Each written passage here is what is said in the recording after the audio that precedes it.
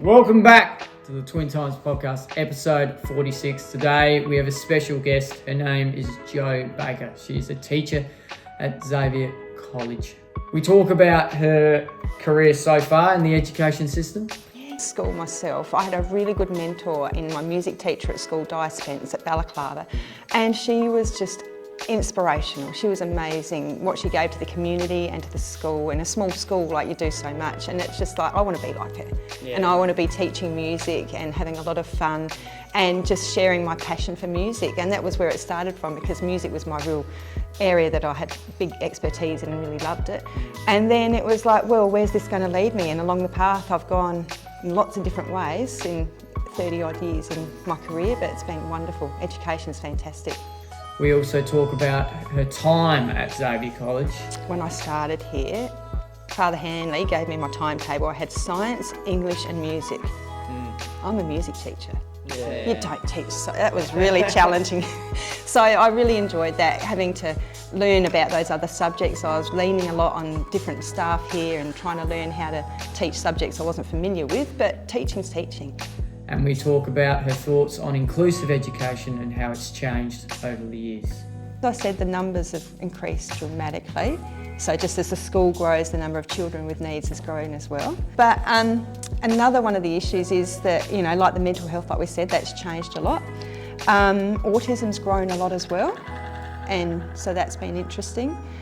So there's been some changes, but that's just, you know, across society, different things change as well. Other than that, let's hop into the episode. Welcome to the podcast, Jay. It's a privilege to be being interviewed by two former students.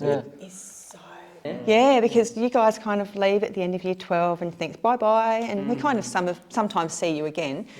But to see success and to see happiness and to see this just beautiful people, it's just lovely to see you back and doing so well, and very proud. To think it was 6 years ago. You know what I mean? Literally. Was it 6 years? It was. We work with someone now who was actually in year 7 when we were in year 12. It's like a reunion, isn't it? Yeah, so that was brilliant. Yeah. What made you want to first start working in the education system, and what sort of roles have you had so far? School myself, I had a really good mentor in my music teacher at school, Di Spence at Bakker, and she was just inspirational. She was amazing, what she gave to the community and to the school. In a small school, like, you do so much, and it's just like, I want to be like her. And I want to be teaching music and having a lot of fun and just sharing my passion for music. And that was where it started from, because music was my real area that I had big expertise in and really loved it. And then it was like, well, where's this going to lead me? And along the path I've gone in lots of different ways in 30 odd years in my career, but it's been wonderful. Education's fantastic. Yeah, absolutely is. Have you always been that sort of creative person, that creative outlet, or not really? See, I've been doing that for a long time, since I was very little, but then I don't see it as creative, because I feel like I'm just copying what someone else has created, and I just copy it. So I don't see myself like as an artist someone who might paint or draw or write. I'm just kind of copying, but I guess it is. Was there a particular family member or someone like that taught you like a musical instrument when you grew up, or was it my just mum was my brother and sister and I to get into music. She thought it was a really good thing to extend us and a really great skill. And then we had many different music teachers along the way, different teachers, but it was very much encouraged by the whole family. Very much loved it. Yeah, cool, amazing.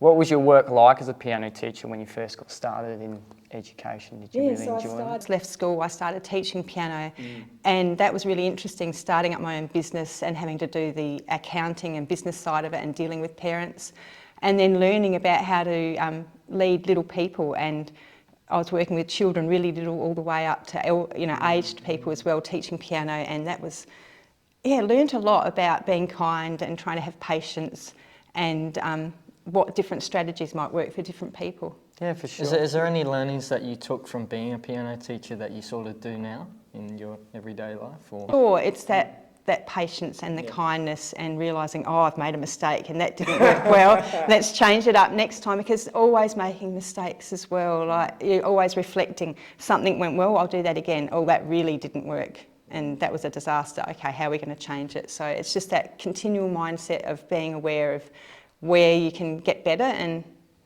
try to do the best you can. Is there any particular song that you could play, like on the piano? A lot of classical music, Bach and Beethoven, but there's a Bach prelude and fugue that sounds really great on the organ and sounds really evil, so that's great. What's a musician we've gotten into recently? Was it Billy Joel or something? Billy He's Joel. a very good piano player. Very good piano player. Piano man. Very good, very good. He used to listen to like a lot of classical music because his parents sort of grew up with that, and then he sort of implied that with his music as well. So it's kind of interesting. Yeah. Should go watch the doco. Thanks for the inspiration. Yeah. What do you believe the major difference is from working in a department school to working in like Catholic ed? Is there any similarities or differences? Because I was working in schools for about 10 years, and you do the same curriculum both places. The government tells you what you have to teach, but there's just a different feel. Came to Xavier and it had this warm, loving kindness, and it was just beautiful. I just felt so loved here and so cared for. There's the Christian background as well. The fact that it is a Catholic school. We pray and we have that in our heart all the time. So when you're dealing with children, you're thinking about being kind to them and trying to make sure that you're always promoting that. And so while we have the curriculum that's the same, it's the whole culture here is just so different. So it's been really wonderful to be able to work in a Christian school. Do you think oratory is a good system to have and should be a part of, I would think, nearly every school I'd love to see it in? Let's have some kind of home group, some kind of time in the morning or that they meet together, but here it's just so integral. It welcomes the little children when they're in year 7 and they're nervous and they're shy and they don't know enough people and they get lost, and they've got these big mentors in year 11 and 12 that look after them, or they banter with them, or they just treat them like the little brother or sister that they need and just make sure that they feel comfortable. I remember your first I knew you were day. going to bring this up. You took Josh to the wrong class. Oh, I did. 'cause you followed me up to the Discovery Base. Yeah, I did. I saw one of the good teachers on there. There's Mr. Keir still there. I saw that. I'm like, all right, you're going there, young man. And we just took him up there, but I was supposed to take him to the art, and he took him to English. So that was not a good thing. But they all took. It was all a bit of banter the next day. Mr. Wright gave me Here that you would have had for those older kids, and they would have helped you out. And around the lockers where you can't open your locker and you're getting some help, or. Yeah, or even Gavin Wall, I think, was my buddy. Gavin Wall. There you go. It's such a small world. Yeah, it is. Yeah. What made you want to apply for a position at Xavier College? Because I had a permanent job in the department, and so if you have a permanent job, you don't walk away from it. But I wasn't loving it, and it didn't have that feel. It just wasn't bringing me enough joy. And then I saw this schooling open up here. I thought, oh, that looks interesting. And it was only in its about 5th year. I thought, oh, I'll just give it a shot. And I didn't think I'd have a chance because most people that were employed were Catholic, whereas I come from the Uniting Faith. And somehow I worked my way in, and it was just fabulous.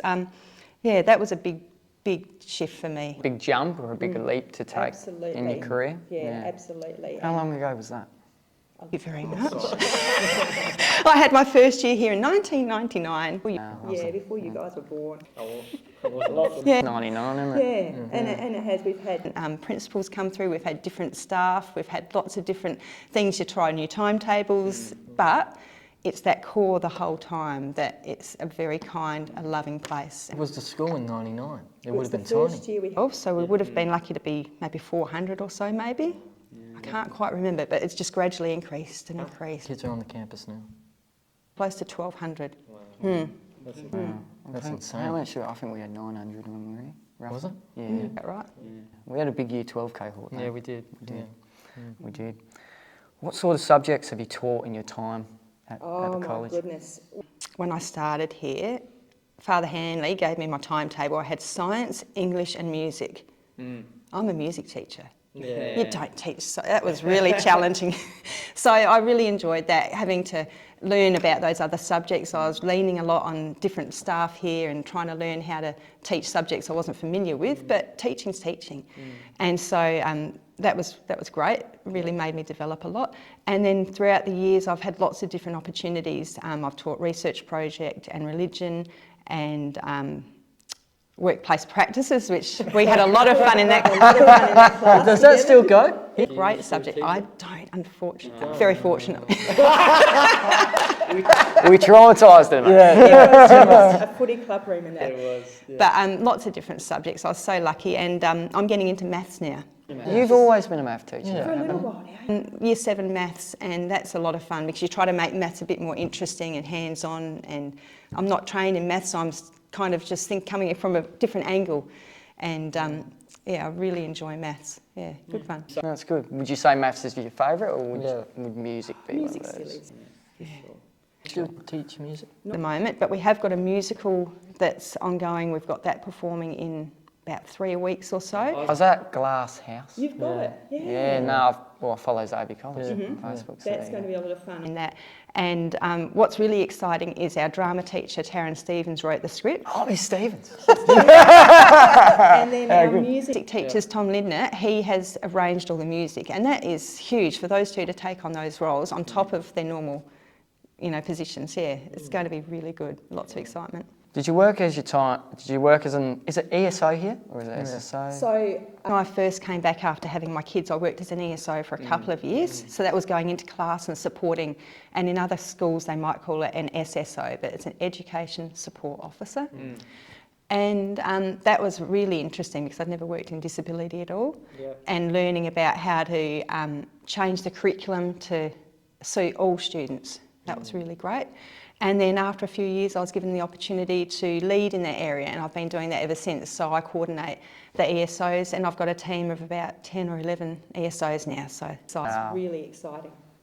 That was a bit of a contrast and difference to what it was 10 years ago, I think. There's only really teachers were ESOs. Is that? A different model. We thought, let's try just putting teachers in and giving them that, and that worked really well.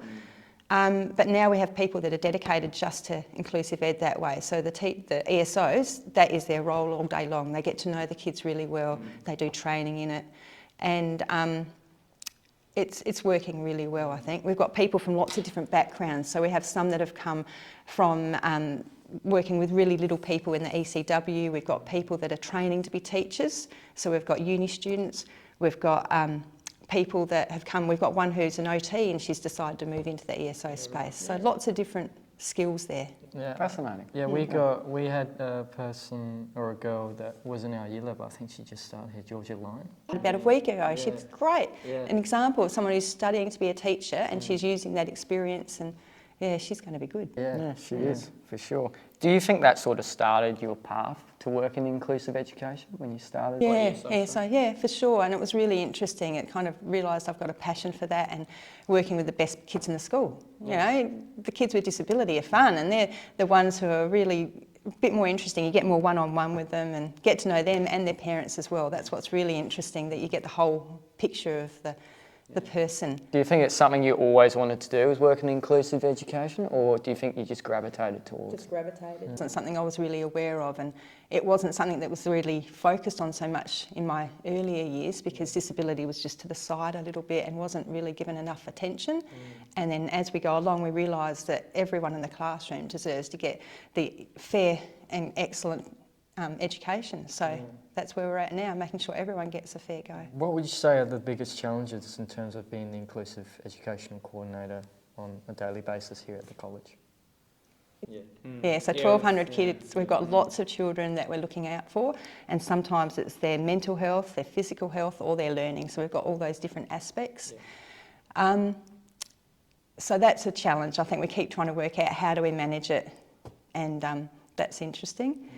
On top of that, managing people is something that I didn't think I'd ever do. So as I said, I've got a staff of maybe about 10 people, and helping work with them, just doing basic admin like timesheets and leave sheets, that takes some effort, but then supporting them if they're having some difficulties. So if they've been in a class and they've faced a challenging situation with a student, working through with them how to support them, make sure that they're doing okay, and giving them strategies to work with as well. So yeah, it's a different... Health, like a big sort of, not issue, It's a bigger focus. Yeah, bigger. We've got lots and lots of children who've got different things going on for them, for sure. Yeah, it's something that we weren't aware of, and it's just gradually built. Whether it has to do with COVID, some people say that, or maybe it's got to do with the screen times and social media. But whatever it is, we've got lots of children now who have things like anxiety and depression, and that has a big impact on their time here at school, and we think, well, how do we support them to make sure that they can still be successful despite what's going on in their world? Yeah. So we try to do things like we have counsellors here at school, and they do an amazing job to give support. Yeah. A lot of the children have support outside of school from psychologists, psychiatrists and so on, and counsellors. And then we just try to have this pastoral approach, you know, with the house directors, that they do a lot of work to support them as well. Do you have the psychologists like come into the school and help the kids one-on-one, or do they just go to a... So sometimes families, it's generally through the NDIS that they can access this support from Allied Health, and sometimes they choose to have the support on site here, and we've got some spaces in the hub where they can do that.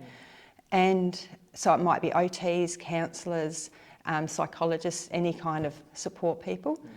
And that seems to work out really well. So the children will be in class, pop out for their session and then pop back. So they're not as interrupted in their learning if they have to leave early to be able to go off site. Well, you consider like 6 years ago or even 10 years ago, it was probably a thing, but it wasn't really heavily discussed amongst my cohort, mental health and things of that nature. More and more people are becoming more open to it. So I don't know if that's a change in dynamic or if it's more acceptable in society. Yes. Think about footy, and you know, so it's something we're interested in. So you see when the footballers come out and they're publicly saying that they're having some concerns, and that's so good for everyone else to realise it's all right. This is part of life, and it's not weakness, and it's not a bad thing. It's just who you are, and how can you get support and accept. How has the inclusive education space changed at Xavier College in probably the last 10 years or so? As I said, the numbers have increased dramatically. So just as the school grows, the number of children with needs has grown as well. So that's been interesting. But another one of the issues is that, you know, like the mental health, like we said, that's changed a lot. Autism's grown a lot as well. And so that's been interesting. Yeah, so there's been some changes, but that's just, you know, across society, different things change as well. I think it's getting easier to pick up diagnoses earlier now, consider, yeah. We're on the lookout a bit more. So during the year, I'll have teachers say, hey, I'm really worried about this student. They're showing this behaviour in class, or they're not being able to access the curriculum, and they'll raise some concerns, and then we say, okay, what can we do about it? And we work as a team with the parents and the student to say, well, what can we do next to make sure that all the students are doing well? What types of support do Xavier College provide for children with a diagnosed disability? For undiagnosed as well. So we try to make sure you'd highlight generally the kids with the high needs, but then everyone in the class should have that support. So the teachers get given a lot of information about how to support children with all different learning needs and health needs as well. So we do professional learning at that, and sometimes it's what they do at university level, and it's sometimes what we offer here. Some of it's mandated by the government, and sometimes it's from a need that we've found is important here. So the teachers are aware of it. As I said, we have ESOs, so they go into class to support students, and that works really well, we find. We have free tutoring every Tuesday and Thursday after school, where we have some old scholars come in and provide some support, and that's really good. So the children can do it outside of class and in a quiet environment with young people who they relate to really well. Yeah, was that something that was offered 10 years ago? No, it's something recently. Like year 12s that would come in and help. I don't know if it was with all the students, but some students in, Just grown a little bit. Yeah, and you always have teachers that stay behind school to help out as well. Yeah, I always did that in year 12. I always stayed back. Yeah. I Did you- sort of treated it like a Did job. you study though, or did you muck about? Excellent. How could you ask that? Oh God, that's brilliant. And with mental health being such a big thing in schools now, picking up that diagnoses earlier, is that something that's become better in the last 10 years? Yeah. Mental health side of things, we often work with the families, like I said, and one of the best steps is go to the GP and talk with the GP about what's going on, and they can help work out whether a mental health plan is appropriate, and then that allows the young person to access some professional help. And that sometimes picks up that maybe just for a short time whether they need some intervention or if there's something going long term. But that helps a lot. We work with the psychologists or any other allied health outside of school. We'll meet with them. We can meet with CAMS, so the child and mental health. Yep. And Catholic Ed have a new thing this year where they have some allied health team working with all the schools, and we've had them come out a little bit too with some students that might be having some difficulties, and they can come out and work with the children, or they can work with the teachers and the staff as to how we can best support them. So there's some different services that we access for sure. Do you think the students are more accepting of their differences, or like having a disability nowadays? I think so, but Xavier's always been a tolerant and a really caring place, like we said earlier. So I think there's always been a really good caring environment, and one of the best ones I'd say is when you see some young people with disability at graduation and the cohort all get around them because they know it's been a struggle sometimes for children with disability to get through year 12, and they've had different pathways, and there's just this real celebration. You know, I remember a couple of years ago one of our young lads went and he graduated and he's up on stage, and the cheers and his interaction with the community was just beautiful. So it's just a real celebration. So I think there's some good community. Beautiful. Yeah, because from my experience, like when I first started here at college, or even like in primary school, I wanted to sort of hide it. And then gradually, as I moved forward in the college, I was sort of, I guess, more open, or I don't know, proud about it. So yeah, it's good to see how that sort of changed. And I think maybe that's a big thing to do with society. Like society has changed and more accepting of people with disabilities and stuff like that nowadays. Yeah, a bit more, it's more out there. Absolutely. Yeah, I think teenagers still struggle with it though. At the same time, they don't want help. Sorry, a lot of them feel it's so embarrassing. I just want to be like everyone else. I want to look the same. I want to be treated the same.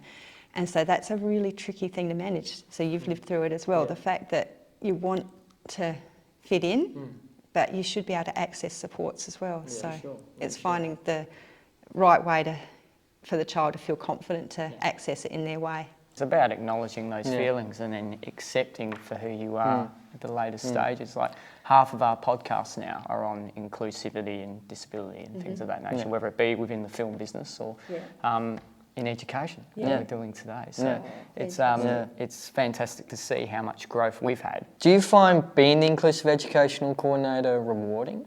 Oh, so much. Sometimes you think, oh, it's just a lot, and especially when you see some of the things that are going on with some of the young people. So we were talking about mental health, but then we've got trauma as a big thing that's coming up now, of children who are suffering from some things maybe at home or things that have happened in the past. And it's so, it really takes a toll when you get to know some of the things that kids are going through. So that's hard, but the joy you get from it as well, when you see the celebrations, like I said, when the children get through, and having this opportunity to work with families and children for, it's 6 or 7 years, and by the time you meet them when you do enrolment, and then you do some transition, and then you see them at the end, it's just amazing seeing these young people grow up. You still do those sort of like early transitions, like sort of what we went through, like in year 7? It has to be limited now. Like we had 250 year 7s last year, and out of that it was like, how do I select the kids that are going to most benefit from some extra help? So usually there's about 20, and the ones who might have some difficulties, and just makes it a little bit easier. They come in for an extra tour, they have a few extra visits, and it just puts their mind at rest, makes them feel more comfortable. We make up some booklets for them so they can take it over the holidays to look at and remember photos of staff and photos of places around the school. So I think it makes a big difference for a bunch of children, but you can't do it for 250. There's so many. Too many. Yeah. I can find it's a real passion of yours, the way you talk about it and the way you smile. What's the best thing is when you see the young people when they've graduated, like seeing you guys today, it's just awesome to see success and to see happiness. And when I get to see that in walking down the street, or kids come back here to visit, and you hear what they're up to. So one of my students, she's working at a different OSH and working in early childhood, and she's so proud of herself. Her and her boyfriend are about to start moving out together, and just hearing stories like that, and when students have gone off and they've got a job and they're doing well. And one of the others has got, she's had twins, one of our graduates, and she has twins, and it's just beautiful to see her friends on Facebook, and just amazing. I remember on our year 12 last day, I don't know, does Mr. Bateman still work here? He jumped ship. Yeah, that's all right. Yeah. That's all right. But he was, what was he? He was the academic leader, I think, at the time. something like that. Yeah, for he was House director. house Yeah. director, one of them. And he said, you know, we don't want to hear about the times you had during your schooling. We want to hear about what you're doing now and see that impact that's represented through the college. And RUA is a big thing. Yeah. Is that one of your motto? Absolutely, that's what you want. You want the children leaving here. Like, I don't look at those big ceremonies when they've got their 99 ATAR and 93, whatever. That's nice, but what I'm looking at is the children that leave here as good people, and they're taking all our values with them. So the kindness and, you know, respect, understanding, affection, humour, the RUA. It's just, that's what we want from our graduates. We want them to really take that away and spread that in the community. It's, yeah, really important. Ludo would love to drum that in there. Yeah, yeah. That's the mantra. Just brings it through. It's excellent. What impact do you feel your students have on you? Oh, big. Not only It humbles you when you realise, like, especially some of the children, some of the struggles they're going through, and you think, wow, you're just amazing. You're so proud of when they can achieve. And some children, just coming to school is a big achievement, getting out of bed and getting here, because it's just such a struggle. It's a real big thing. Yeah. And so when you see that growth, you just think, wow, so pleased for you. One of our young people, when he started here, he couldn't even get to school in the mornings. Then it was gradually coming here a little bit late and just staying in the hub all day. And then gradually he started going to a few classes, but not doing anything, just sitting at the back. And now he's engaged, he's doing classes, he's getting assessed at all the mainstream curriculum and experiencing success. So it's that gradual growth, and he's just awesome. How much of an impact do you think you've had on your students, whether that be past or present? It's in the inclusive ed, because the maths teaching or science or whatever it is, you see them for a short period of time and you enjoy it, but it's not that long term that you get, like I said, with the inclusive ed kids that I'll see for 6 or 7 years, get to know the families, and you just feel that you've had this real great relationship, and you hope that, you know, you guys have taught me a lot and I've just gained so much, and hopefully I've had an impact too. And probably more of how I've helped other people work with you as well. So it's thinking like when I've worked with the teachers to, you know, give them supports to say, well, this student needs some certain requirements, or you're doing a great job, can we keep doing that? Can you share that with others? So that makes a big difference when I think, yeah, it must make an impact. I feel like you're constantly learning, whether you're a teacher or a student. You're probably learning from us, we're learning from you, or whatever that be. So it's fantastic to see that. Yeah. learning game. One, the big learning game. Yeah. Joe, we've come to the end. We've got one more question left. Thank you for your time. Thanks for coming on. It's been great to see you. Great to see Awesome. you as well. What advice would you give to your younger self, just starting out here in '99, or will it be just starting... As a piano teacher? Piano Song with the piano man. with the piano man. What advice would you give to that young person? What would you say? Continue to base everything on kindness, no matter what. At the end of the day, if a student isn't learning how to do their algebra problem, or if they haven't worked out how to write that essay, it's not going to have such a big impact. What's important is to make sure that you've built the relationships and that child is happy and they're growing. Yeah. And to be kind to as many people as you can, just have that as your focus. I love that. That's Couldn't have great. said it better myself. That's great. Thanks, Joe, for coming on. So lovely to see you. Excellent.